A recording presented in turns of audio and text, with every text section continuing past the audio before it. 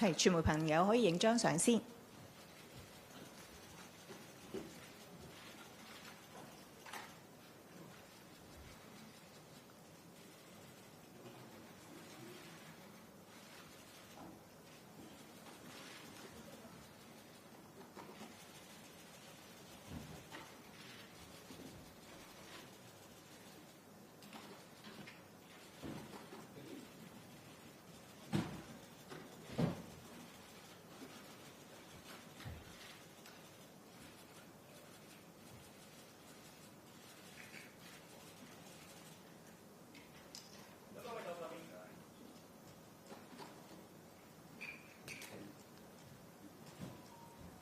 OK 啦，咁請各位就座先。係，歡迎大家今日嚟記者會。今日記者會咧由環境及生態局常任秘書長聯同相關政府部門嘅代表今日出席嘅。咁我哋一陣由常任秘書長先發言，然之後咧我哋會有提問環節嘅。請常任秘書長。好。首先多謝傳媒朋友今日出席我哋嘅記者招待會。為咗應對日本排放核污水計劃，環境及生態局同埋食物環境衞生署、食安中心、漁農自然護理署、香港天文台、衛生署同埋政府化驗所咧，成立咗跨部門嘅專責小組。主要工作係評估排放計劃對食物安全嘅影響，同埋制定應對嘅措施。今日跨部門專責小組嘅成員呢，會同大家講解一下特區政府應對日本排放核污水嘅一啲嘅工作同埋具體嘅措施。日本政府喺尋日宣布咧，將會喺8月24號正式啟動核污水嘅排放計劃。特區政府表示強烈嘅反對。保障香港嘅食物安全同埋市民嘅健康咧，係特區政府嘅首要考慮。基於預先防範嘅原則咧，食環署長咧已經係發出咧係食物安全命令，憲報已經刊登咗啦，發出咗食物安全嘅命令，將會由8月24號，即係日方啟動核污水排放當日起計咧，禁止源自東京、福島、千葉、栃木、茨城、群馬、宮城、新潟、長野同埋埼玉10個都縣嘅水產品進口香港，包括所有活生、冷凍、冷藏、乾製或者以其他方式保存嘅水產品、海鹽以及未經加工或者經加工嘅海藻。除咗禁止相關都縣水產品進口之外呢，食環署轄下食物安全中心亦都會喺進口層面做好把關嘅工作，繼續加強對日本進口食品嘅檢測，希望可以藉此係提供雙重嘅保障。事實上咧，食安中心已經係由6月中開始咧，全面提升就住日本進口食品嘅檢測範圍，檢測所有由日本進口嘅水產品，同埋加強檢測其他相關嘅加工食品。另外咧，政府亦都加強咗喺其他方面嘅監察嘅工作嘅，全方位保障香港嘅食物安全。漁護署會加強本地魚產品輻射水平嘅監測工作，包括從魚類統營處批銷嘅捕撈魚產品，同埋香港水域嘅魚類養殖區採集樣本進行檢測。而香港天文台咧，亦都一直有監測香港嘅環境輻射水平，並且會加強咧香港水域嘅海水樣本輻射監測嘅工作嘅。咁而家首先咧就請食環署咧署長同大家講一講咧食物安全命令嘅詳情。咁接住之後咧食安專員會介紹食物檢測嘅安排。跟住咧漁護署同埋天文台嘅同事會同大家講述佢哋相關嘅輻射檢測嘅工作嘅。我請署長。唔該，大家好。正如剛才常任秘書長所講，我今日已經行使《食物安全條例》之下嘅權力，發出咗相關嘅食物安全令，並且刊登於憲報。根據命令，凡係源自日本東京、福島、茨城、宮城、千葉、群馬、栃木、新潟、長野同埋埼玉10個都縣，並且喺2023年8月24日0時0分或之後收穫、製造、加工或者包裝嘅活生、冷凍、冷藏、乾製或者以其他方式保存嘅水產、海鹽，以及未經加工或經加工嘅海藻，一律係禁止輸入香港同埋喺香港境內供應。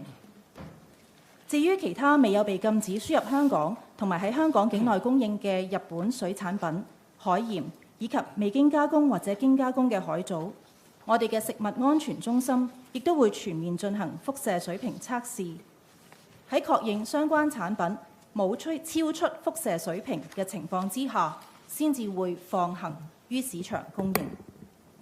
另外，香港會維持而家已經係沿用緊針對日本若干食品嘅進口管制措施，即係禁止源自於福島縣嘅所有蔬菜同埋水果、奶類飲品同埋奶粉入口，而源自於福島縣附近嘅4個縣份，即係茨城、栃木、千葉同埋群馬嘅呢一啲食品，就必須要附有由日本主管當局發出嘅輻射證明書同埋出口商證明書先至可以進口。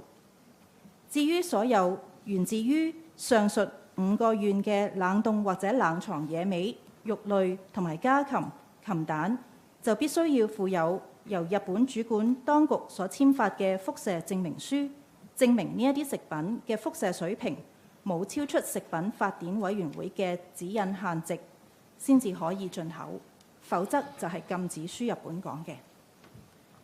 我想提醒大家，食物安全係關乎市民嘅身體健康，因此政府會嚴格執行上述所講嘅命令，確保喺香港出售嘅食品都係安全同埋適宜食用嘅。任何人違反咗命令嘅任何條款就係犯罪，可以處第6級嘅罰款同埋監禁12個月。跟住我報告一下食安中心嘅工作。保障食物安全係食安中心嘅首要工作嚟。食安中心喺2023年4月開始已經逐步加強對日本進口食品嘅輻射檢測，特別增加水產品嘅檢測，而亦都喺6月中開始全面提升對日本進口食品嘅檢測範圍，每日都係檢測所有由日本不論縣份進口嘅所有水產品，亦都加強檢測相關加工食品，以保障食物安全同埋維持市民嘅信心。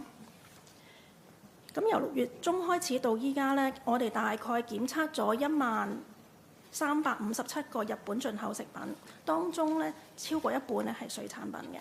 不過我呢度強調一下啦，我哋依家嘅檢測係100% 嘅水產品都係會檢測嘅。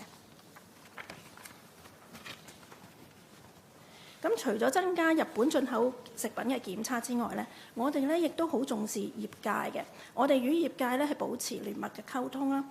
我哋一直都係同日本食品進口業界同埋餐飲業界保持緊密嘅溝通，就相關嘅管制措施同埋最新嘅情況同業界溝通，同埋讓業界做好最好嘅準備嘅。而今日朝頭早我哋食安中心亦都為業界舉辦咗2場嘅網上簡介會，大概係超過700嘅人係嚟參加嘅。咁我哋希望透過簡介會同業界解釋呢個新措施嘅具體安排。之後我哋亦都會再舉辦第3場嘅簡介會，希望同業界保持溝通。咁另外我哋同公眾都係希望提供一啲最新嘅資訊嘅，所以我哋希望為市民令到市民可以更加掌握有關日本進口食品嘅最新安全資訊食安中心會喺每個工作天喺我哋嘅網頁入邊公佈有關日本進口食品樣本嘅輻射檢測結果嘅相關資料亦都會轉載翻喺環境生態局每日嘅每個工作天發布嘅新聞公告入邊嘅。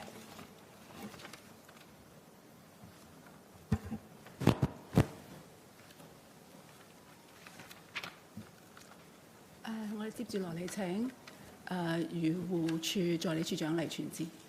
好。除咗以上提及到咧對食物安全嘅關注之外咧，漁農自然護理署一直咧都同本地嘅漁民團體咧保持溝通，了解到咧漁民團體佢哋咧好擔心呢個核污水排放計劃咧，可能係會影響到市民對水產品嘅信心，亦都可能會影響到佢哋嘅生計。咁都希望政府咧能夠加強對本地水產品嘅一啲檢測，同埋咧盡快咁發放相關嘅資訊。有見及此啦，漁護署咧就會喺聽日即係污水排放嘅第一日啦，2023年8月24日開始咧，加強本地漁產品輻射水平嘅監測嘅工作。我哋會從魚類統營處嘅魚市場裏邊批銷嘅捕撈魚產品，同埋喺香港水域魚類養殖區採集樣本進行一啲監測、一啲檢測。檢測嘅頻率咧會由而家每月一次咧增加，每個月一次增加到每日一次。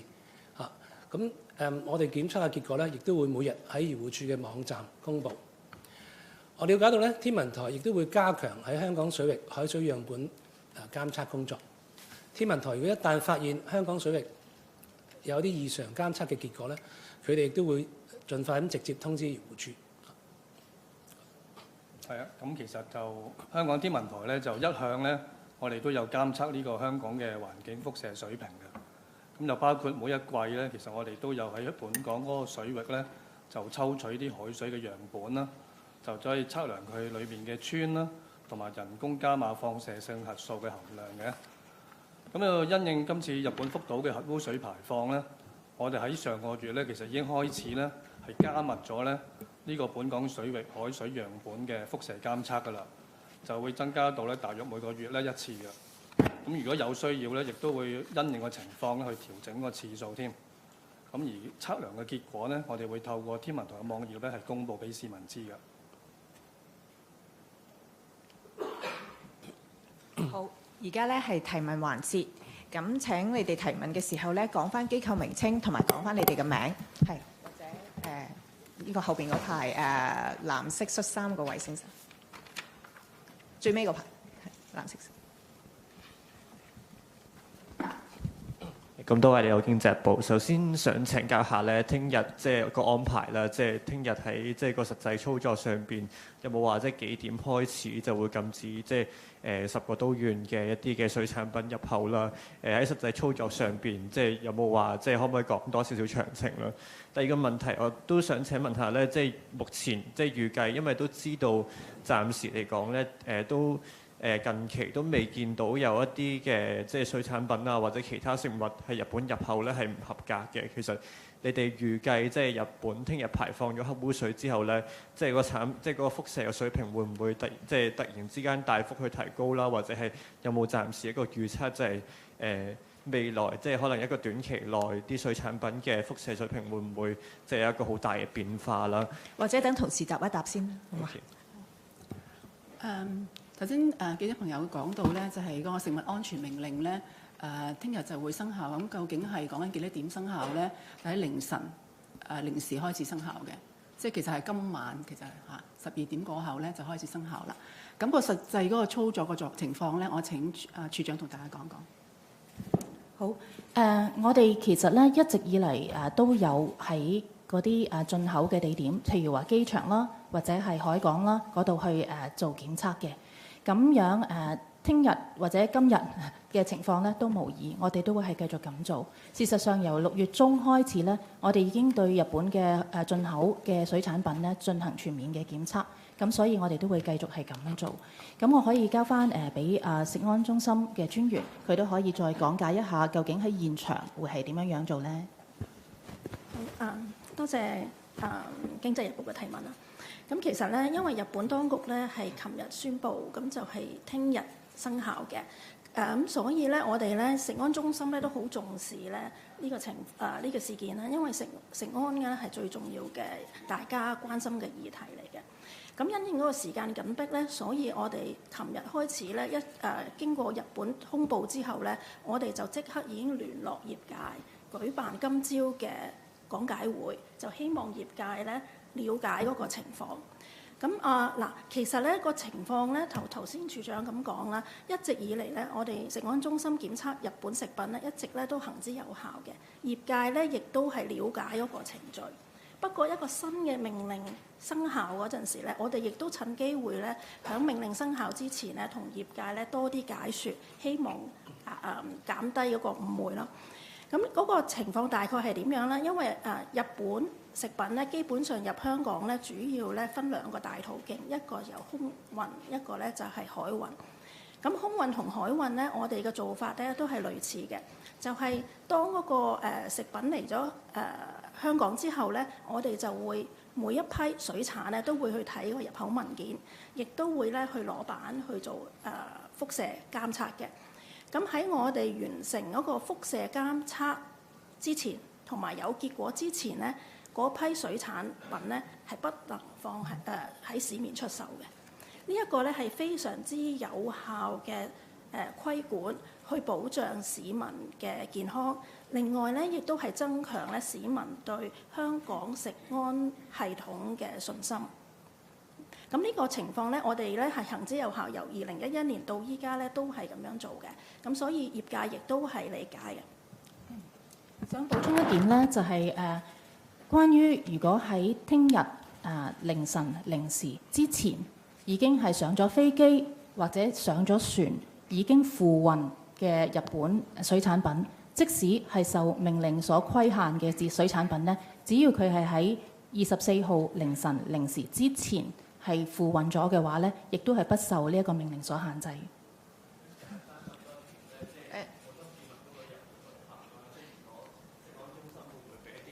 即係去10個都縣旅行嘅市民，即係佢哋會即係吸入即係呢啲水或者有機會食到呢啲水產品個風險係點樣？可唔可以俾少建議咁㗎？請黃醫生。係，多謝。嗱，其實咧市民咧一直都好喜歡去日本旅行嘅。咁但係如果佢開始排廢水排嗰個核污水之後咧，其實咧嗰個風險咧喺10都縣入邊咧個水產嘅風險咧係會增加咗嘅。咁所以香港先至做一個食物安全命令，同埋增強嗰個檢測。咁市民如果外遊嘅話，亦都要留意呢個風險。咁就水產咧，其實要知道嗰個特別係10都縣入邊咧嗰個風險，同埋食嗰陣時咧要留心咯。咁但係喺香港嚟講咧，因為食物安全中心咧把關咧喺入口層面係把得好嚴嘅，咁所以喺香港賣到嘅食物咧包括日本嘅食物咧都係安全嘅。好，嗰位先生第3行啡色衫嗰個短袖衫。係香港電台嘅，都跟進翻頭先嘅問題咧。頭先就係講到一啲港人都會去到日本旅行啦，譬如東京啊呢啲，即係受禁制嘅都縣都係包括在內。咁頭先都講到即係有風險啦。其實風險係具體係點樣咧？因為譬如好多港人可能食嗰啲刺身飯啊，或者係食壽司啊，呢啲係應該避免啦，定係可能如果係當即係喺日本嗰陣時賣得出嚟，其實都係安全嘅咧？即係或者係食幾多？具體嚟講，食幾多先至有個風險？風險有幾大咧？呢個第一。另外想問下咧，就係個禁令嗰個撤銷同埋維持嘅條件，因為琴日局方嘅講法咧，就係如果係要幾時係維持或者幾時撤銷咧，都要睇具體情況。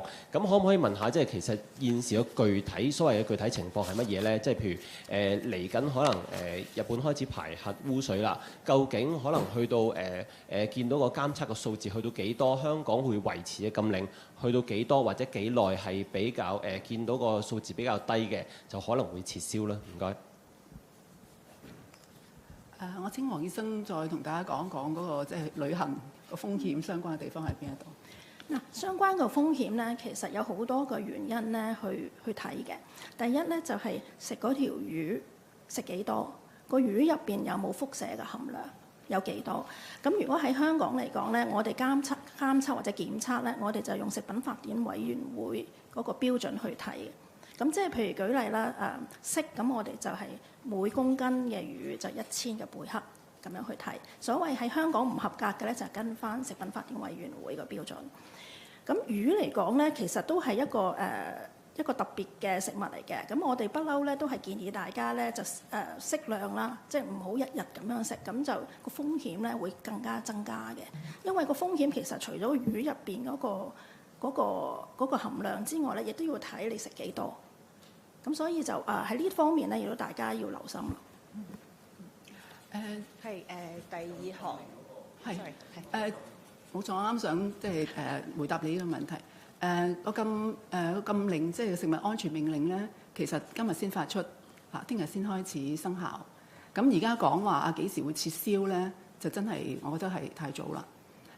因為我哋其實咧喺做呢個工作嘅時候咧，我哋都會一直係留意住個情況，具體嘅情況會監察住啦。我哋睇嘅即係考慮嘅因素都係一籃子嘅。譬如我哋會睇嘅就係日本聲稱嗰個排放嗰個系統咧，嗰個運作係咪即係正常啦？睇下佢哋喺日本方面嘅海水啊、水產啊個輻射水平個數據係點樣？咁亦都開始有人講就話係咪淨係日方提供嘅數據已經得咧？我聽到香港嘅一啲嘅專家都會講話，要令到嗰啲數據咧可以取信於其他嘅經濟體咧。佢哋專家嘅意見就係應該日方咧都應該係考慮下咧係有一個即係第三方嘅參與同埋認證嚇。咁喺呢方面啦，咁呢方面我哋同日本當局會保持一個密切嘅溝通。咁另外喺香港邊咧，就係我哋都會針對翻頭先黃醫生都有講到咧，針對翻香港我哋都會一路都會做住尤其係水產品嘅即係輻射檢測嘅工作。我哋自己都會有數據嚇。咁我諗需要出嚟觀察一段時間咧，先至可以確實得到。咁但係我順便都提一提咧，就其實實施咗一啲禁令之後，再係即係一段時間觀察一段時間之後，做出一啲嘅調整咧。過去我哋都有個經驗嘅，因為喺2011年福島核事件之後咧，其實我當其時我哋都有喺食物安全有個命令嘅。我哋做咗幾年之後咧，當其時咧就喺2018年嘅時候，我曾經咧係有限度咁樣咧係即係放寬過嘅。咁我哋都會參考以往嘅經驗去做呢件事。好，第二行湖水藍色嗰位女士係。你好，鳳凰衛視記者提問，我們想問一下，就是之前也了解到食安中心的整個檢測的流程，可不可以具體跟我們解釋一下，大概是需要幾道工序可以完成一個水產品的檢測？那麼它需要的時間又有多久呢？因為我們其實也採訪到了一些業界人士，他們表示現在自己的一些日料店的水產品可能會需要很長時間，到下午6、7點才能運送到他們的店裡。那對香港本身的這個餐飲業會產生怎麼樣的影響呢？謝謝。黃醫生。謝謝你的提問。你的問題是說那個水產品的監測需要多少時間，是嗎？那我們現在的檢測的程序跟以前其實是差不多的，一直以來2011年到現在的檢測程序是相若差不多，所以我們也在看過我們自己的檢測時間，就是現在跟過去幾個月的分別，我們就發覺那個檢測時間清關的時間沒有什麼大的分別，但是情況呢，就是在檢測的時候呢，也要看是檢測什麼。我們有一些是需要比較詳細的檢測的話呢，它有時候是需要大概如果普通的就大概1個小時，因為它有一些情況是需要把那個肉拿出來啊，再做一個輻射污染監測系統的檢測，那這個大概要1個小時。但是清關呢，他還要看，我們同事還要看他的進口的文件啊等等，所以大概就3、4個小時。但是這一個是大部分的個案，因為所有的清關其實要看那個貨品的情況，還要看文件，所以每一個個案都有一些不一樣。但是在這個情況下，其實食安中心也做了很多工作，是去方便業界的清關的。我們也買了增加了一些檢測的儀器，增加那個檢測的儀器，然後就減低那個檢測的時間。所以現在的情況跟以前差不多。係格仔衫嗰位男士。你好，明報嘅3個問題。首先想問下咧，今朝局長咧其實有講過話，即係譬如旅行啊，自己帶一啲手信，其實就即係唔係違法啦。咁因為即係呢個禁令就係涵蓋個商業用途嘅進口產品。咁想問下咧，如果係即係譬如親友啦，甚至係網上一啲商業代購咧，其實係構唔構成一個違法咧？咁如果會違法，其實當局會點樣打擊啦？咁第二咧就想針對翻水產嗰個定義啊，想問下咧，譬如一啲即係即食麵嘅湯底啊、醬料啊、配料啊，甚至係一啲魚肝油嘅製品咧，其實呢啲咧係咪納入喺嗰個其他方式保存水產嗰個嘅定義度咧？咁最尾咧就想問下咧，其實見到市面上咧有啲嘅產品啦，譬如佢係冇列明一啲生產地，淨係得包裝地嘅。咁例如係即係用日本嘅原材料，咁但係喺香港包裝，咁呢啲又係咪涵蓋喺呢一個嘅範圍入面啦？咁當局會點樣加強個標籤法，同埋即係或者會市民有求助嘅時候，應該有啲咩機制可以幫佢哋去識別咧？唔該。3個問題。第一個問題，我請處長講一講個食物安全命令裡面咧，其實受規範個行為係乜嘢？即係個食物安全令係應該講緊入口同埋供應嘅。詳細個解釋，我請處長。之後水產嘅定義同埋咧就係標籤嗰個問題咧，我請黃醫生答。好，唔該，秘書長。喺個命令裡面呢，其實係禁止輸入香港同埋喺香港境內供應。咁供應嘅釋義呢，我哋係跟翻食物安全條例，即是香港法例第612章裡面第2條嘅釋義嗰度去解釋嘅。供應係指售賣食品，或者係邀約售賣食品，或者係為售賣而保存或展示食品。又或者係交換或者處置食品並為此收取代價，又或者係為商業目的而送出該食品作為獎品或者贈品。咁所以如果唔係跌入上述所講嗰啲嘅情況嘅話呢，簡而言之，如果你係自己去到日本係手帶一啲喺當地買嘅食材翻嚟自己去自用，又或者係免費咁樣送俾你嘅屋企人或者係親友嘅話呢，都唔會係受限於呢一個命令嘅。咁但係當然啦，即係我哋特區政府經過研判之後，已經係確認咗10都縣嘅水產品呢，其實係有一定嘅食安風險。咁我哋都唔會建議市民呢去嗰啲地方嗰度採購當地出產嘅水產品呢去自用或者係送俾其他人。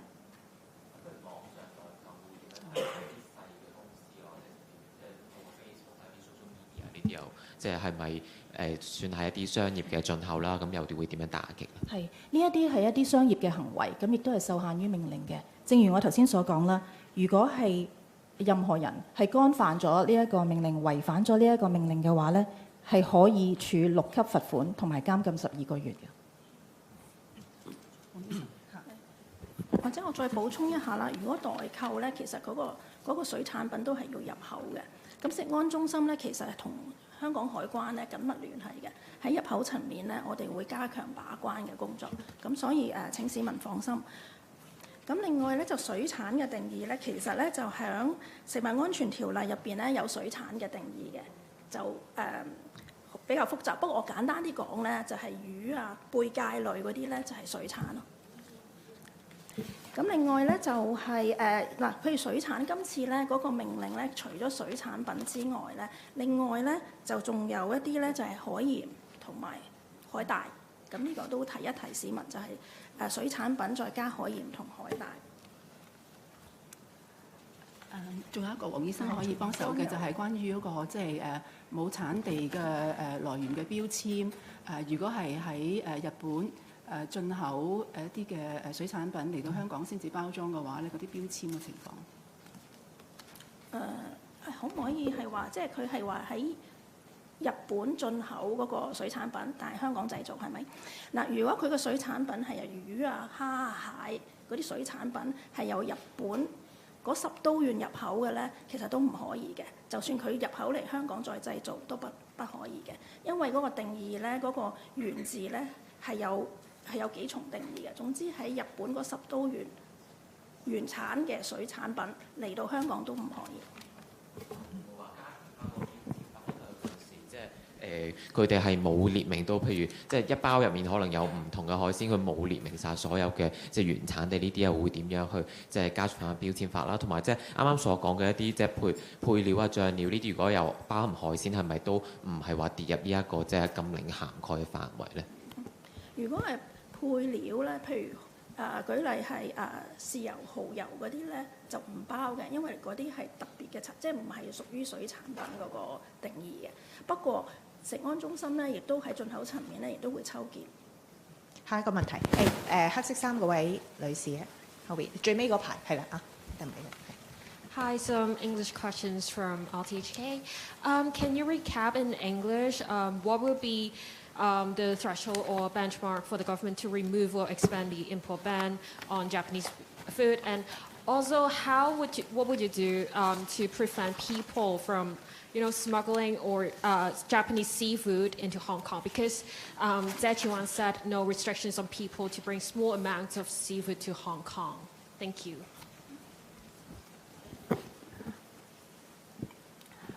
On when government will consider varying the food safety order, amending the safety order, I think it's now too early to say because we just DFEH just today issued the food safety order, which would start to take effect tomorrow.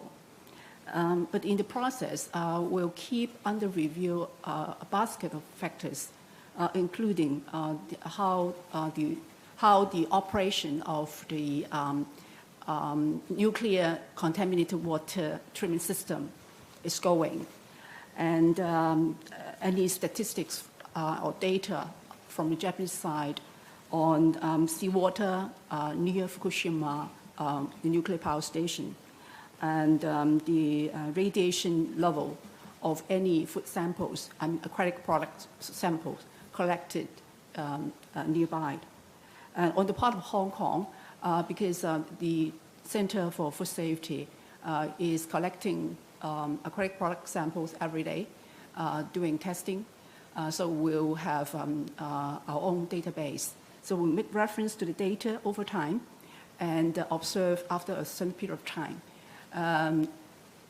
We do have experience in varying food safety orders before.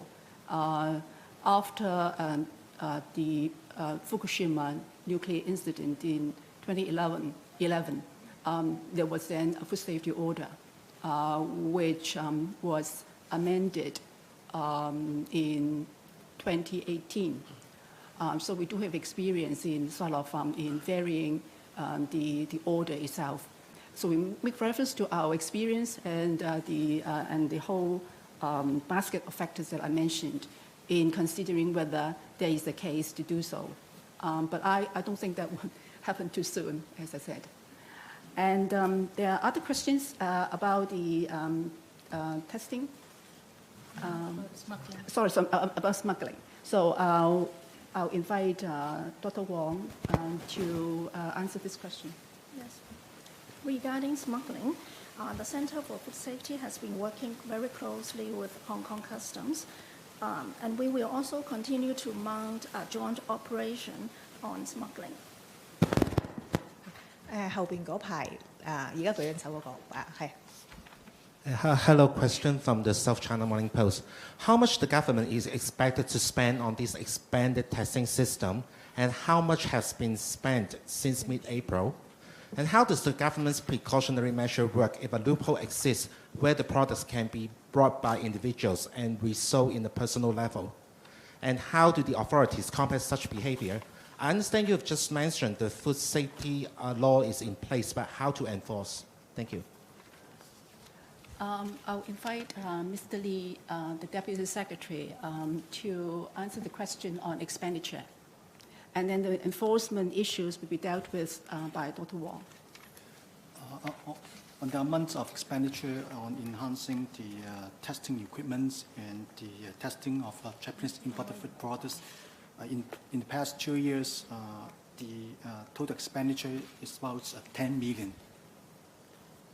So this includes the expenditure by the Center for Food Safety, the government laboratory, and the AFCD in purchasing the required equipment deploying additional manpower as well as the testing material consumables. For enforcement, Dr. Wong. So the question is how to enforce the food safety order.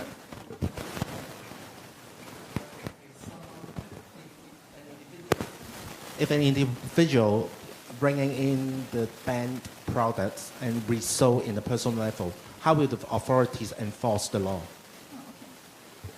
So we have been enforcing the food safety order for many years. So just for your information, we have prosecuted 13 cases. We have prosecuted 13 cases on violation of food safety order.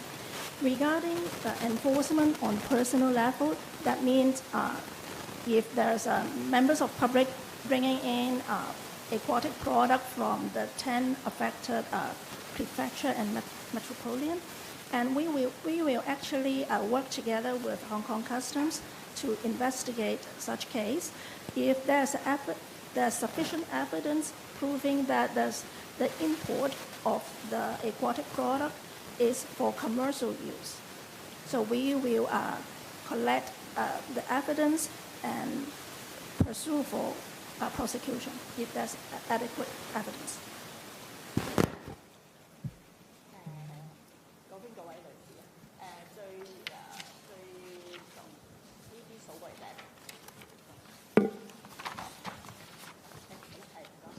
Hello， 你好，K 部㗎，有兩條問題。第一條問題就想問咧，啱啱秘書長講到話應該要有專家話有第三方嘅機構嘅數據啦。其實係乜嘢嘅專家，同埋會提供一個點樣嘅數據咧？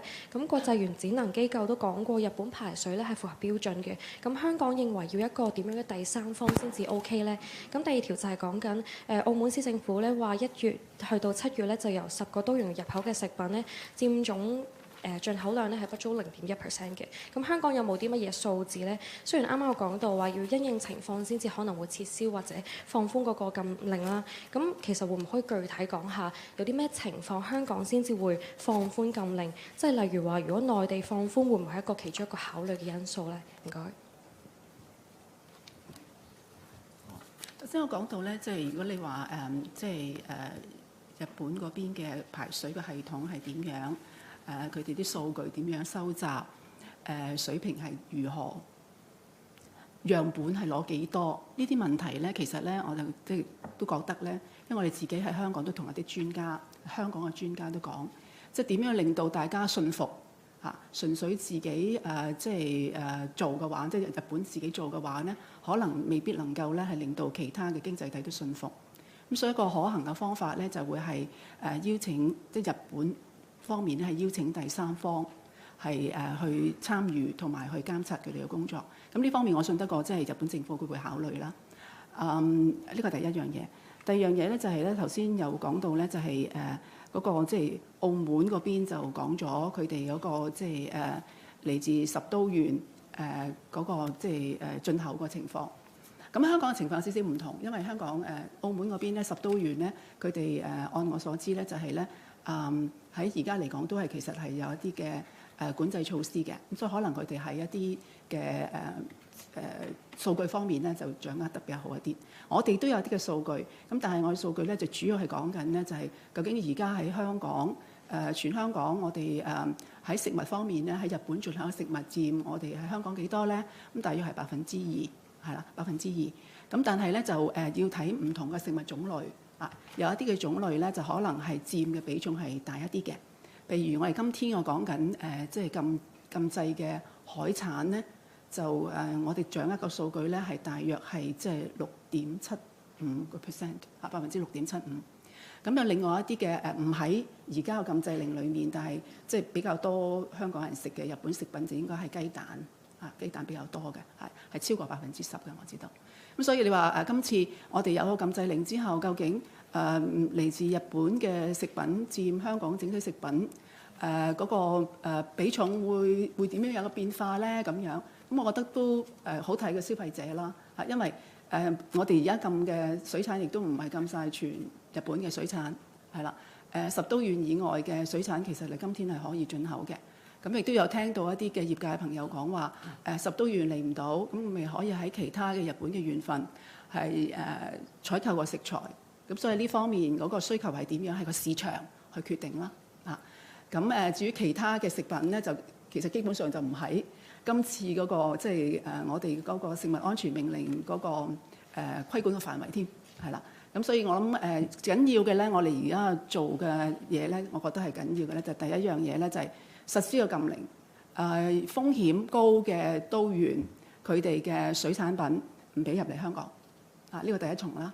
第二重頭先黃醫生或者處長都有講到嘅咧，就係入得嚟嘅水產繼續入得嚟嘅水產，即係非十都縣嘅水產嚟到香港咧，其實基本上咧自6月中開始咧，食物安全中心咧係每一批嘅日本進口嘅水產品，無論佢嚟自邊個縣份，都去做呢個輻射嘅檢測。呢個工作咧，我哋喺食物安全命令生效之後，日本開始排放核污水之後咧，我哋會係繼續。咁希望咧係俾到大家有個信心咧，就係食安會嚴格把關嚇。所有其他嘅縣份嚟得香港嗰啲咧，我哋都會做檢測。咁變咗咧就係咧消費者，我亦都會通過唔同嘅方法咧，將個信息發放出去，等到消費者都了解我哋做緊啲乜嘢嘅工作。頭先講話，無論係水產，我哋其實由聽日開始咧，因為開始個核污水會排放啦。我哋之前已經講咗咧，就係由聽日開始咧，我哋會係每一日都會公布相關嘅檢測項目嗰個情況係點樣嘅。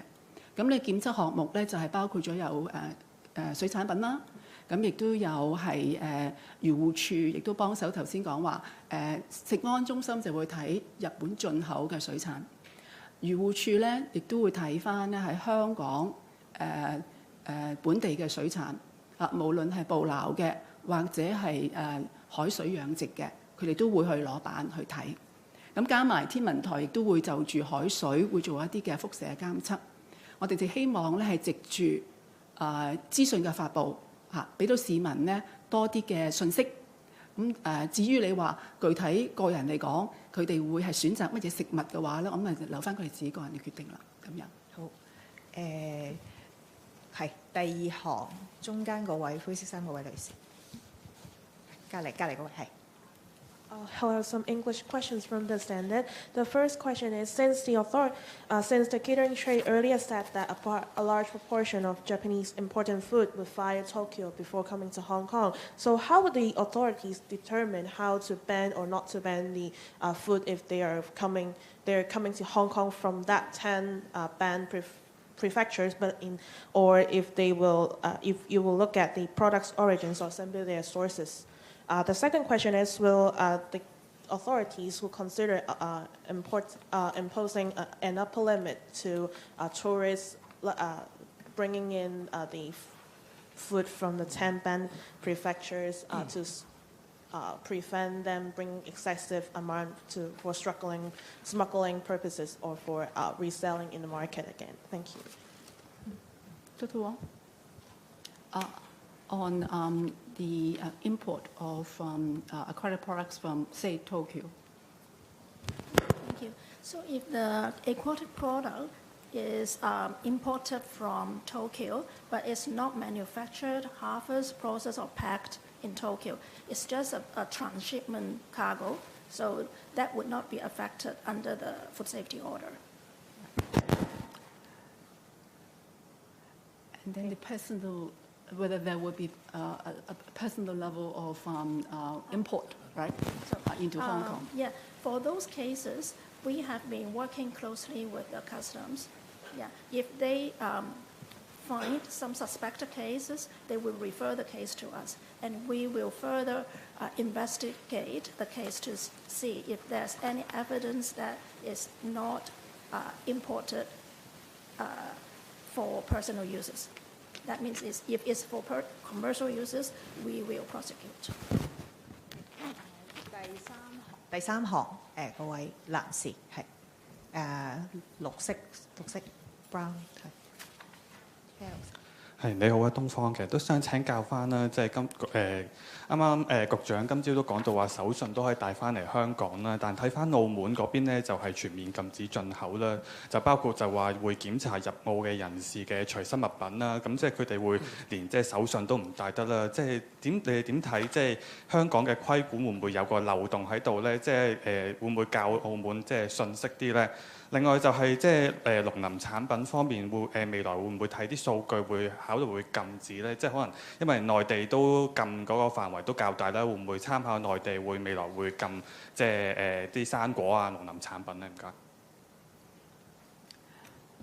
我答咗你後面嘅問題。至於嗰個進口嗰個即係食物安全命令嗰個涵蓋嘅範圍，頭先我話進口同埋供應，我睇下處長會唔會有即係進一步嘅補充。因為而家我哋針對嘅問題咧，就係日方嗰個核污水嘅排放計劃係啦。咁所以咧，我哋咧就係鎖定咗咧而家我哋即係針對嘅一啲日本嘅產品咧，就係講緊係水產品當然有海鹽啊、海藻咁樣樣。咁所以其實咧就係如果係源自於核污水嘅排放咧，咁現階段咧，我哋覺得咧針對水產品係一個適當嘅做法。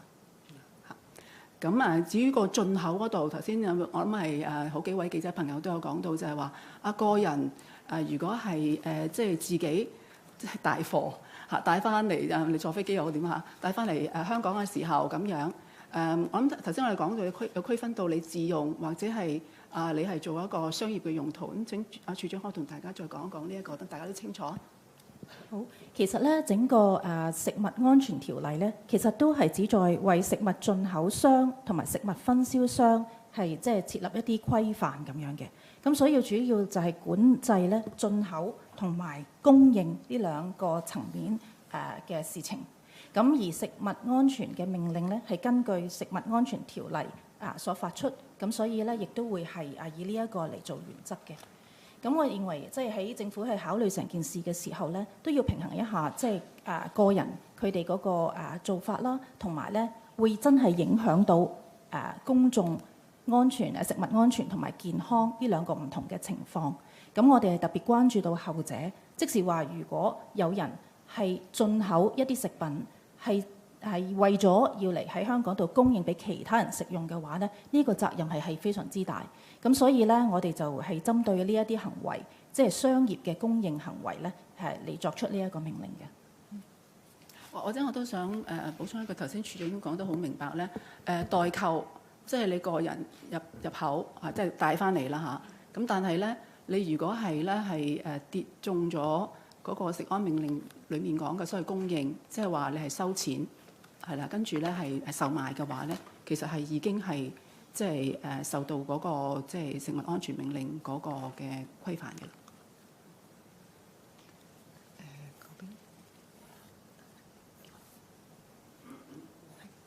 戴口罩嗰位男士係你好，文匯報。最主要想問一樣嘢就係，因為你都話今朝都同嗰啲進口嘅業界同埋啲餐飲嘅業界去傾過啦。我想問下佢哋有冇反映咧？佢哋面對咩困難啊？或者會唔會有啲因為之前可能喺啲傳媒都講話可能要結業啊？即係有冇講佢嘅情況，或者佢有冇要求可能有啲咩協助啊？或者政府會唔會有對佢哋提供咩協助咧？唔該。處長。我嚟講先，因為今朝早我都喺現場嘅，我同食安專員都一齊去舉行呢一個俾業界嘅簡介會。因為咧呢一個俾業界嘅簡介會其實係點解會舉行咧？就係想同業界講清楚，究竟我哋呢一個今日發出嘅食物安全命令，佢具體嘅內容係點咧？同埋臨場嘅時候，食物檢測嗰個操作情況係點咧？咁所以咧，今朝業界咧都係聚焦於呢一啲具體操作嘅細節嗰度，就並冇特別係講到話關於佢哋經營嗰方面嘅事情嘅。咁我哋今朝同業界嘅溝通都相當良好，咁解説得好清楚啦。咁但係咧就都知道業界咧會有好多問題，咁所以咧我哋都特別咧設立咗兩條熱線咧，係可以俾業界咧係就住喺海路嚟或者喺空運嚟嘅貨品嗰個檢測嘅安排咧，係作出查詢嘅。咁兩個電話號碼分別海路嘅咧就係25221004啦，然後空運嘅係21168250。咁我重複一次啊。好啊，可以啊。如果係海路運輸日本進口嘅水產品、食品有疑問嘅話咧，可以打25221004；而空運呢一啲食品嚟香港嘅話咧，就可以打21168250。咁我哋同事咧就會準備可以回覆業界嘅查詢啦。咁如果有需要嘅話咧，我哋都唔排除會再舉行多一啲類似嘅簡介會。讓業界更加明白我哋嘅具體操作，可以配合我哋嘅操作咧，而令到整個進口嘅過程咧能夠順暢。多謝。處長，其實就嗰兩個電話號碼係咪即係已經係通報咗俾業界咧？係，已經通報咗俾業界。或者呢邊呢位男士，白色衫係。Two questions from AFP. So nuclear power plants around the world routinely discharge tritium, chun, into the sea as part of their wastewater management. For example, the Yanjiang plant and the Qinshan plant in China both discharge over 100 terabecquerel of tritium in a year. For Fukushima, the IAEA said the limit of tritium to be discharged would be 22 terabecquerel per year. By selectively banning imports from Japan, is Hong Kong adopting a double standard? My second question is for the HKO. The HKO said that it does environmental radiation monitoring. So can HKO tell us whether after the 2011 Fukushima disaster, did it register any increased radiation in Hong Kong's waters? And does HKO expect that this time, for the discharge of water 3,000 kilometers away, would actually increase radiation in Hong Kong waters in any significant way? Thank you. I'll invite Mr. Lee to deal with the last question, and then Mr.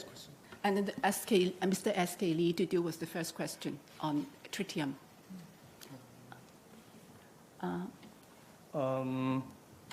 As I just mentioned, the HKO has been monitoring the radiation level of the seawater for quite a long time. And since the Fukushima incident in 2011, we did not notice any increase in the radiation level in Hong Kong waters. And for the discharge of nuclear contaminated water this time, since the distance from Japan to Hong Kong is more than 3,000 kilometers, so we expect that the effect will be very minimal, but still to ensure and to make sure that for the public assurance, we still increase the frequency of our seawater monitoring from once every quarter to once a month. Thank you. And Mr. SK Lee on tritium. I think the most important thing to note is the tritium discharged as a result of normal operation of nuclear plants. And tritium in nuclear contaminated water discharged at Fukushima, they're not the same. Mr. SK Lee, please. Thank you, Permanent Secretary. Thank you. Yes, the situation cannot be compared on the same basis. On the first scenario you mentioned, this is for the routine discharge. Routine discharge means the nuclear power plant remain intact, and the water will not come into contact with the nuclear fuels in the reactor core. But in Fukushima, the situation is completely different. The reactor core of all the 3 units, unit 1 to 3, is completely melted. So the water, the nuclear contaminated waters has come into contact with the highly radioactive materials inside the melted reactor cores. And they contain, in addition to tritium, there's many different kinds of radioactive substances, which could be of very high radiation levels. So they need to be treated by very sophisticated systems in order to reduce the levels. So the two situations cannot be compared. They are totally different scenarios. Thank you. 好，仲有冇其他問題？嗰位女士，一陣間上俾呢位女士前邊第二行。係呢位係。係你好啊 Now TV 嘅，咁因為其實一路就係話加強檢測啦，有冇話其實點樣加強個密度同次數會增加到幾多啦？咁同埋因為今次嘅加強檢測其實係增加咗幾多人手或者經費去做呢回事啦。咁同埋局長今日就有講過話帶手信翻嚟香港係唔受限制。咁即係啱啱都有提過話，即係如果佢係商業嘅先會係違法啦。咁其實點樣分到嗰個人帶入嚟係商業啊定係自用咧？會唔會需要市民做一啲申報咧？同埋如果係真係一個商業嘅行為嘅話，可以點樣追蹤到咧？唔該。好啊。喺個檢測方面嗰個加強嗰個檢測嗰個頻次係點樣咧？喺食品方面咧，我請黃醫生同大家講講。一年我哋而家係攞緊幾多版？我哋打算會加到幾多版咁樣？係，多謝。多謝你嘅提問。首先講咗手信嗰個先啦。手信咧就今朝局長都提過啦。如果自用，即係譬如你帶1、2盒翻嚟自用，或者係即係喺機場買咗手信咁過嚟香港，咁嗰啲咧就係不受現時嗰個食物安全令規管嘅。咁但係如果你帶好多翻嚟係代購啊，或者係幫人買啊，或者係再轉售啊，咁嗰啲咧就係商業用途，就係受嗰個食物安全法例嘅規管。我哋會點樣去做咧？我哋其實會同海關咧緊密合作。咁但係詳細好仔細嘅跟進咧，我就唔方便喺呢度講，因為呢個都係一個個案嘅跟進。咁另外咧就講到第二條問題係嗰個人手係，我哋其實咧就增加咗個檢測儀器嘅，另外咧亦都係增強咗我哋嘅檢測嗰個設施，咁就喺呢方面咧，我哋做多咗好多工作啦。過去咧就我哋用咗即係食安中心咧，大概用咗200萬咧去增加嗰個檢測設施。喺嗰個每年嗰個輻射水平嗰個檢測嘅頻次，我哋都增加咗嘅。呢度咧，或者我趁呢個機會講一講啦。頭先咧，我嗰度咧都有講到嘅。嗱，由今年6月12號直至到依家咧，我哋中心大概檢測咗1萬個日本食品進口食品樣本嘅。咁呢個數字咧，其實比起舊年，其實呢個咧係由6月去到依家嘅啫。我哋增強咗檢測咧，其實我哋呢1萬嘅數字咧，其實等於舊年全年。咁所以睇到我哋增強咗個檢測係好多。好。俾呢位頭先佢舉咗好耐間條第二行間條3嗰位女士。Thank you. I'm from. 可唔可以大聲啲？Can you speak louder? Hi, I'm from Bloomberg. I wanted to ask, why are some of the landlocked prefectures among the 10 that are being banned? And do you know what is the value of the imports being affected from the prefectures? Meaning, how much money, how much total what is the figure amount for the amount Hong Kong imports from these 10 prefectures? And then also, do you know if Japanese seafood imports to Hong Kong go directly to Hong Kong, or do they also pass through other parts of China first? Thank you. On the inland prefectures, why we cover them, I'll invite Mr. Lee to explain. When we consider the scope of import control, the basic principle is to take a precautionary and prudent approach to ensure food safety. Because we have considered that, as mentioned by our colleagues just now, the fundamental question is that the nuclear contaminated water that is to be discharged originated from the nuclear accident during 2011. So it had direct contact with the active fuel, and it contained large amounts of different types of radionuclides. So this is fundamentally different from the normal discharge by ordinary nuclear plants. And we have also looked at the information provided by the Japanese authorities as well as the IAEA. We cannot convince ourselves that we can guarantee after the commencement of discharge, the aquatic products imported from the relevant prefectures can continue to be 100% safe in the long term. And in particular, in the absence of independent monitoring mechanism, it remains uncertain whether the ALPS filtration treatment system can operate effectively and efficiently in the long run. For example, in the past, we looked at instances or reports of some fishes or water samples still in excess of the Japanese regulatory standard from time to time. For example, just in May this year, a fish was caught near the Fukushima nuclear plants, which was found to have exceeded the Japanese safety standard by 180 times. So when we devised the import control measures to ensure food safety in Hong Kong, we have to take all these special circumstances, exceptional factors into consideration. So we have been taking a very prudent and very strict manner, so to speak. Yeah. Sorry, for your second question, if I get it right.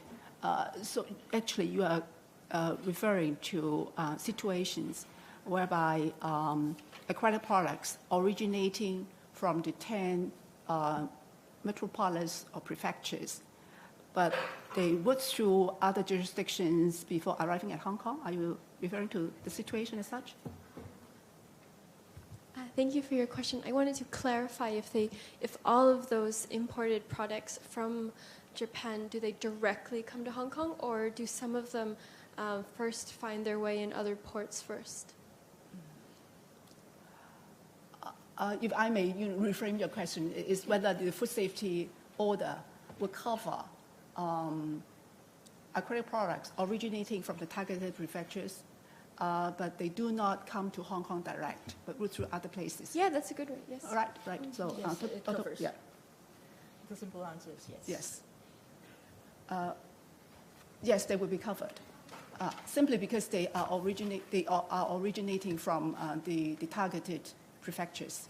Whether they arrive Hong Kong direct or go through other places, that will not affect the very fact that they are originated from the affected prefectures. 好，下一條問題。I had a key question on like the dollar amount for imports from those 10 prefectures. Do you have that dollar amount on you, or know where I could get that information? I don't think we have it for the time being. Okay, do you think you'll be able to have it in the future? No, because we haven't been able to keep, statistics down to that level. Okay. But perhaps we may start, collecting the information. Great. I hope you can send it to me first. 好，後邊嗰位男士，係唔該。叫有 N730，想問下頭先講到十都縣禁止，其實如果佢哋係佢哋喺十都縣嘅來自嗰度嘅水產，經過日本其他地方加工，然後再嚟香港又得唔得？或者係佢哋禁止入口嗰個部分，其實係講緊嗰個水產嘅原型啦，定還是係有成分就已經係包含咗話唔得嘅咧？另外頭先都講到話，日本嚟香港進口食品個比率，其實有冇再細分就係來自10個都縣嗰個嘅百分比啦，同埋預計會唔會有個飲食業發展受影響，會唔會計劃有啲賠償或者補助咧？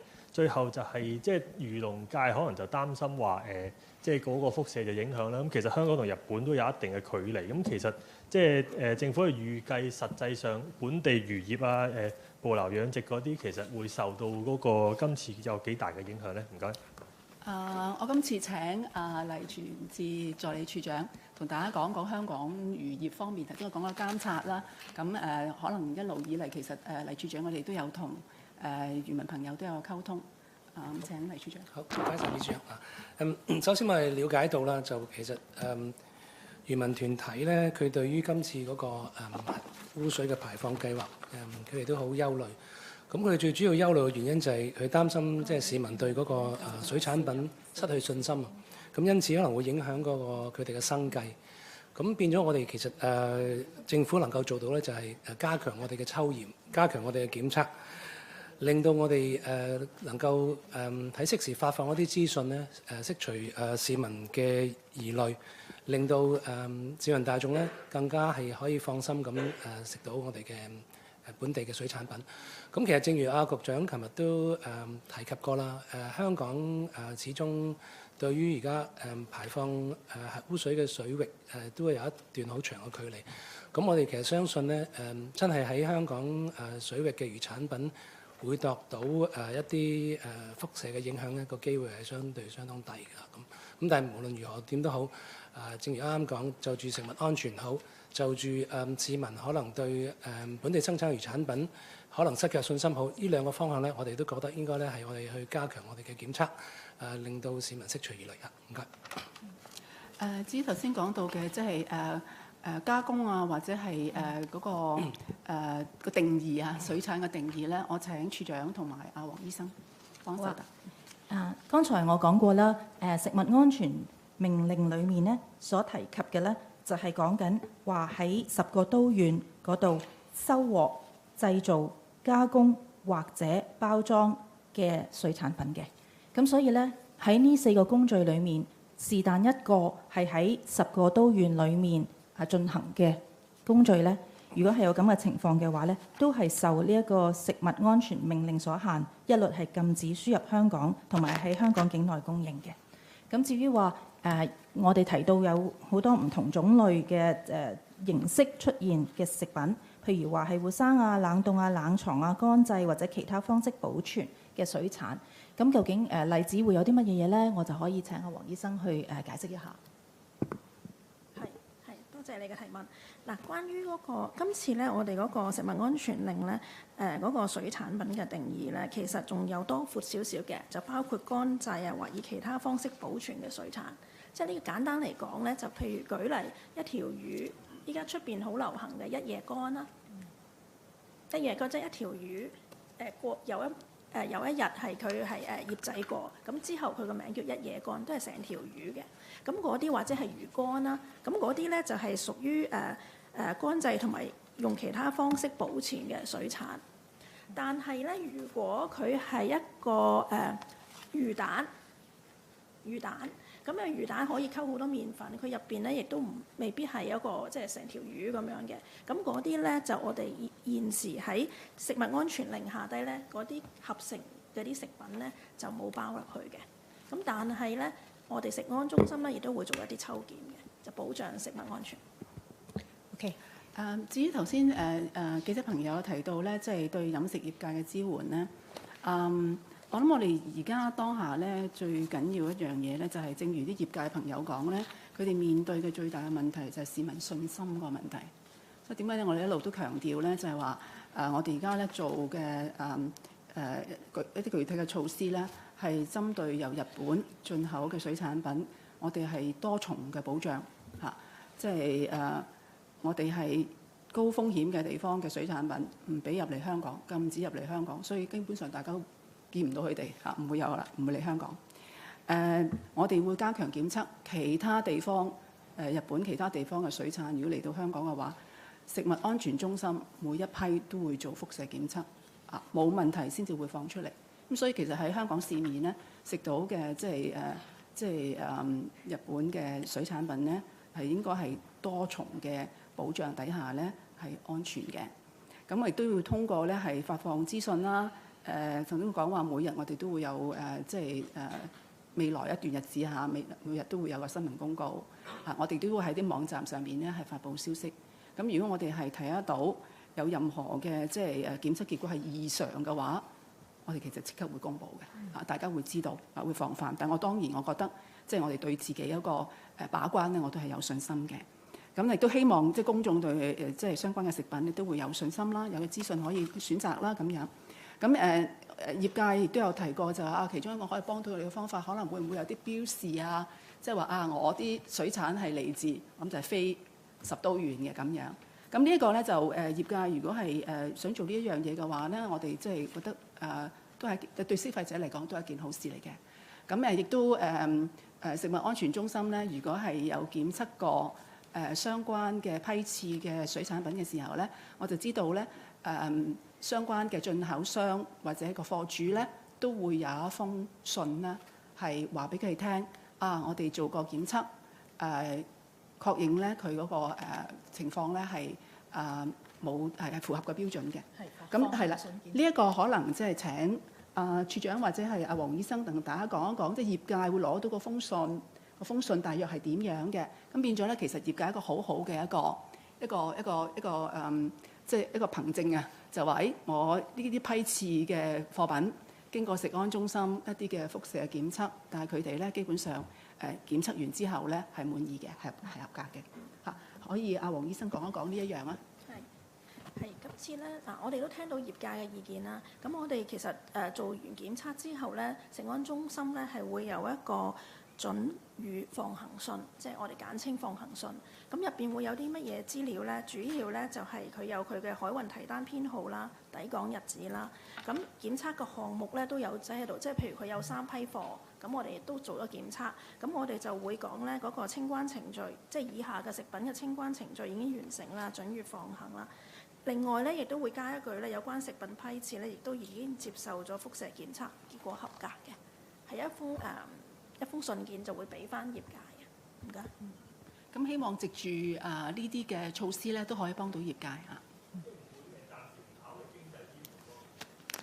我覺得頭先我講嗰個情況，嗰個做法咧，其實咧係最能夠幫到業界面對而家嘅情況。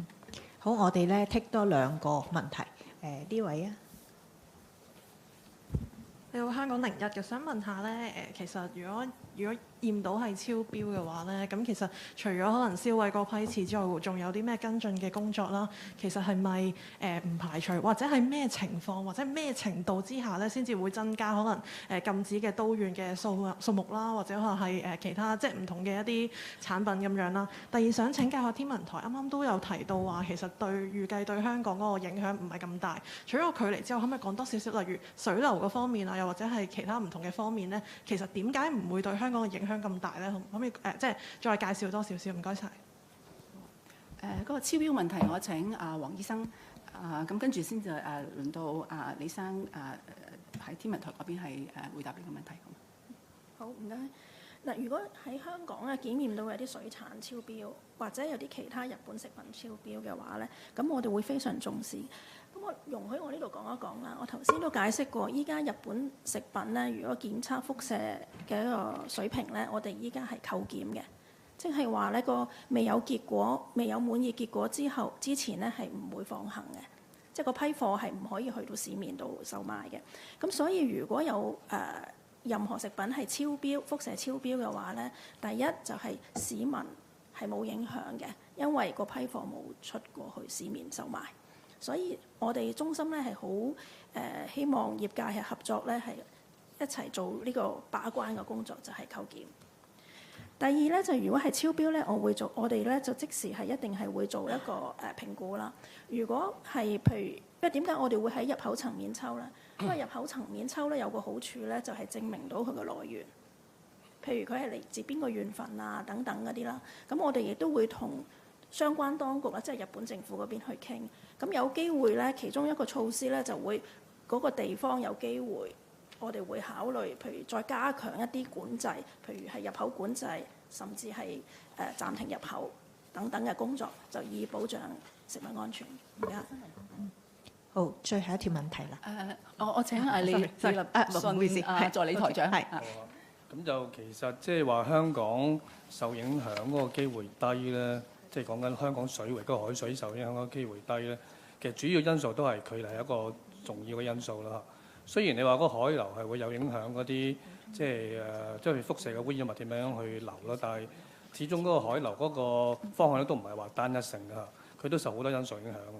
咁但係由於香港真係同日本咧相差個距離有成超過3000公里啦，咁所以即係佢越洋過海之後咧係會即係大大咁樣稀釋嘅嚇。咁不過無論如何點都好啦，咁我哋天文台咧都會即係做好令到市民安心嗰個工作啦，我哋都係會即係加強喺本地個海水個輻射監測㗎。仲有條問題，係俾啲未問過後邊嗰位啊。Hi, TVB reporter. So 3 questions. The first one is quite similar to what Chinese report, another colleague has said. Can you give more clear guidelines or definition on the definition of the manufacturing or the place of origin? For example, if a certain product has been processed in the 10 regions, would it be banned while entering Hong Kong? And the second question is whether the government will consider if under any conditions to end the product ban. Is there any condition that the government can list out? And the third one is in regards to the AFP question. Can the government explain or to confirm whether the water from Guangdong nuclear plant with the tritium are safe for the Hong Kong citizens? Thank you. I'll invite Christine, Dr. Wong, to deal with the question on the definition of manufacturing or place of origin, prefecture of origin. Yes, thank you. So the definition of originating is it includes manufacturing, processing, packed, and harvesting. Yeah. So if some aquatic products are harvested in one of the 10 prefectures and manufactured in other places, that those products are included under the food safety order. Yeah. Before I take your second question, for the third question, I'd like you to clarify what actually do you mean by water from Guangdong? Because the AFP reporter has just said that the water coming out from the Guangdong nuclear plants, they also contain tritium. And I think one official has just said there are 2 different kind of waters, nuclear waters. Can you explain if there's any differences, or is safe? How safe is it for the Hong Kong people? And I think the second one is relating if any condition to end the import ban. So for water, you mean seawater, right? Yeah, exactly. That's the sort of clarification that I'm after. Yeah, thank you. Mr. Lee, could you deal with the question on the radiation level of seawater that you are doing, checking, testing? I think as the colleague from Department of Health just mentioned, the water released from the Guangdong nuclear station by nature is quite different from what will be discharged from Fukushima. So I think we've already addressed this issue. And on the question as to when we are going to end the ban, I think I've already dealt with that a number of times on this occasion. But I think the short answer is we'll keep everything under review. I've been citing a number of examples, but these, of course, would not be exhaustive. There could be other considerations. The situation may change over time. But if you ask me, some very basic parameters that we will always bear in mind and take into account would be the situation in Japan. By that I mean, what about the operation of the discharge system? Is it operating as planned? What about the water samples or aquatic product samples taken near Fukushima? Do we have data, statistics, whatever? On these fronts, I think we will continue to have communication with the Japanese side. And other than that, on our side, I've been saying that CFS has been, collecting food samples, aquatic food samples. We have our own set of database, so we'll make reference to our database as well. And to give you a short answer is we will take everything into account. And in what we do, I would like to emphasize that in what we do, our major objective is to safeguard food safety and public health in Hong Kong. That is our primary consideration and actually the responsibility on the part of government. And that's why today so many of our colleagues are sitting here. We are doing our part to safeguard food safety and public health. Thank you. 咁記者會完畢啦，唔該晒大家。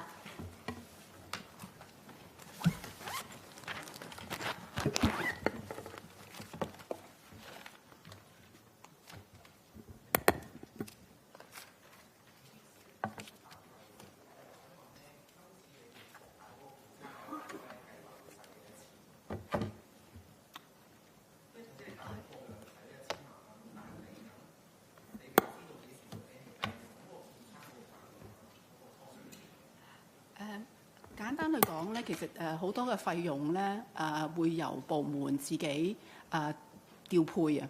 咁所以其實你問我話牽涉到幾多額外嘅支出咧咁樣，咁今天因為好多工作咧，譬如話食安方面，佢哋做一啲檢測工作，頭先黃醫生都有講，我哋加強咗，定我不嬲都做開嘅，咁佢哋可能係即係調撥部門嘅資源啦，人手亦都係如是。